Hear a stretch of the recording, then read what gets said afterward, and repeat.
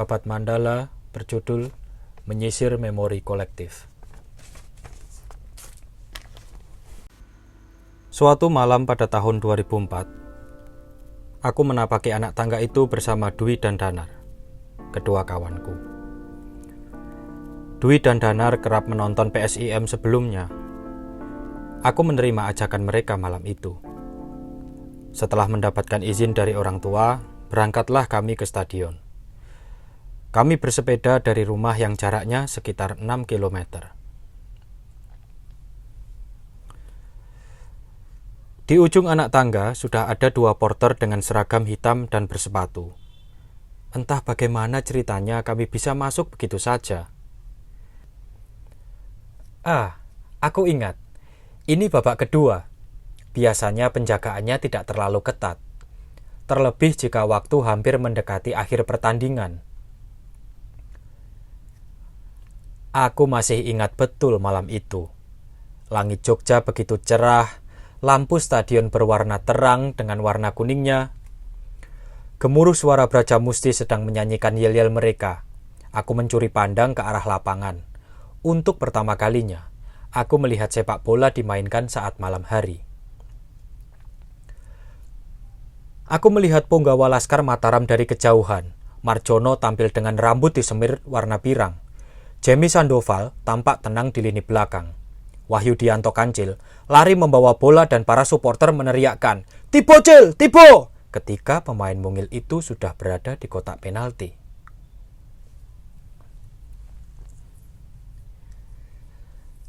Saat itu PSIM melawan klub asal Sumatera. Aku lupa persisnya. PSBL Bandar Lampung atau PSDS Deli Serdang. Yang jelas aku ingat, lawan PSIM berkostum kuning. Teriakan itu masih teringat dari tribun. "Kuning-kuning tai, kuning-kuning tai!" terdengar dari tribun tempat aku berdiri. Aku mengambil secari kertas yang tercecer dari rombongan Brajamusti yang tengah bernyanyi lantang. Sebuah kertas berisi teks lagu sebagai panduan untuk menyanyikan lagu baru. Biasanya, lagu itu merupakan gubahan dari lagu-lagu terkenal. Mereka mengubah liriknya, tetapi masih mengikuti pakem nada. Pertandingan selesai, aku lupa skornya, tetapi sepertinya tuan rumah menang. Aku menikmati pertandingan malam itu. Orang-orang yang biasa aku baca kiprahnya lewat surat kabar setiap pagi di teras rumah, kala itu dapat aku tonton secara langsung.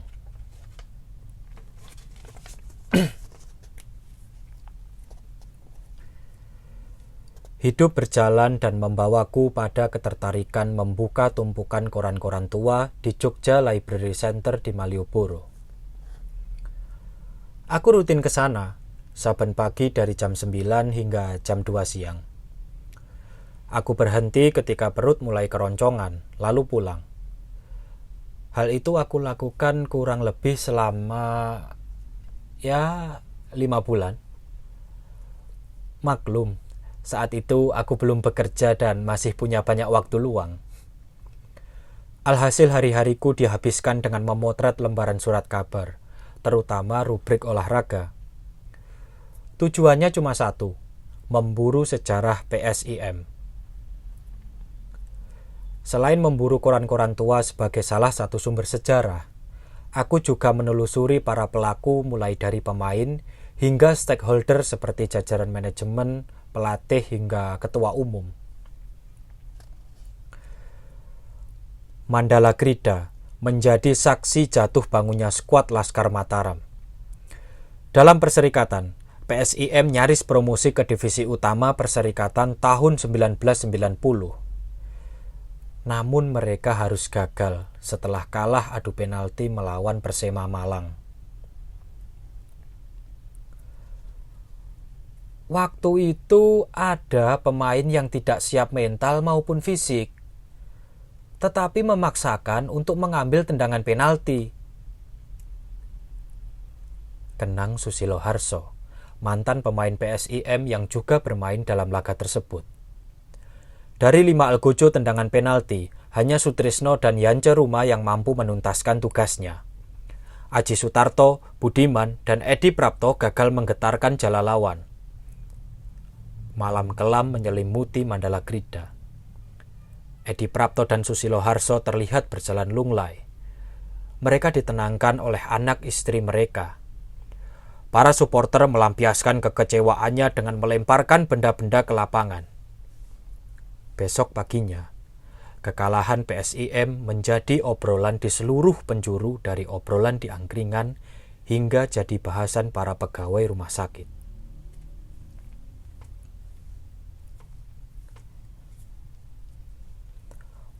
Waktu itu, ada pertandingan dengan tim dari Korea Selatan.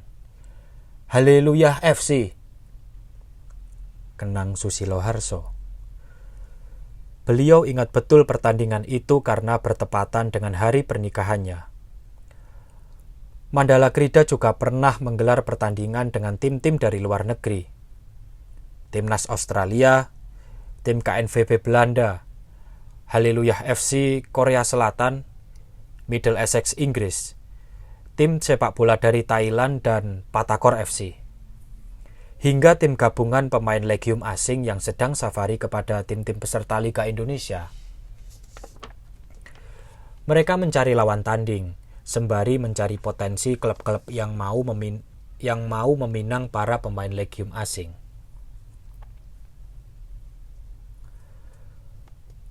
Mandala Krida juga merupakan arena tempur yang menyimpan banyak kenangan. Suhermansyah, seorang bonek jatuh akibat desak-desakan ketika insiden kecil di tribun VIP. Insiden tersebut memberi korban pertama kematian supporter dalam sejarah perhelatan Liga Indonesia. Aku melihat jenazahnya terbaring di mobil polisi, tutur Pak D. Adnan sembari mengingat peristiwa malam itu. Insiden lain seperti pertikaian kedua kelompok supporter pecah hingga ke dalam lapangan pun pernah terjadi. Sebuah bendera besar Aremania berhasil direbut oleh supporter PSIM. Bendera bergambar singa itu dibakar di salah satu sudut tribun. Saya ingat betul, kaca di ruang siaran tertembus peluru, tutur Budi Aryoto, seorang penyiar RRI yang pernah aku wawancarai. Budi saat itu ditugaskan siaran bersama rekannya, Wasito.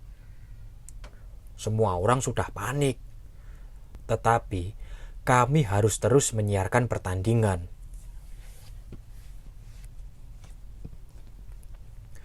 Sri Sultan habis 10 sampai turun tangan mediasi bentrokan antar supporter. Aremania baru bisa dievakuasi pada malam hari dengan angkutan milik Polresta dari Brimob.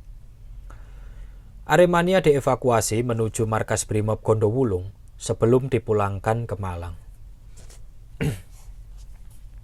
Nah, 4 hari sebelum gempa bumi di Bantul, tepatnya 27 Mei 2006, PSIM menjamu Persija Jakarta.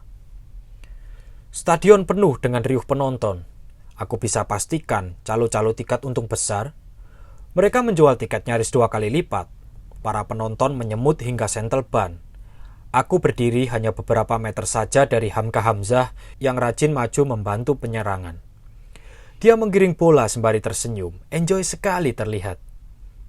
PSIM kalah dari tim ibu kota. Tetapi situasi di tribun cukup kondusif. Gol Aldovo pada masing-masing menit awal tidak cukup mengamankan 3 poin tuan rumah. Roger Batum dan Oscar Aravena menyumbangkan masing-masing sebiji gol untuk Macan Kemayoran. Setelah gempa, nyaris semua bangunan di DIY rata dengan tanah dan sisanya rusak, tidak terkecuali Mandala Krida. Sisi pagar melingkarnya menganga seberapa sentimeter. Beruntung, tiang lampu masih kokoh berdiri. PSIM beserta 2 tim lain PSS dan Persiba mundur dari kompetisi karena bencana alam.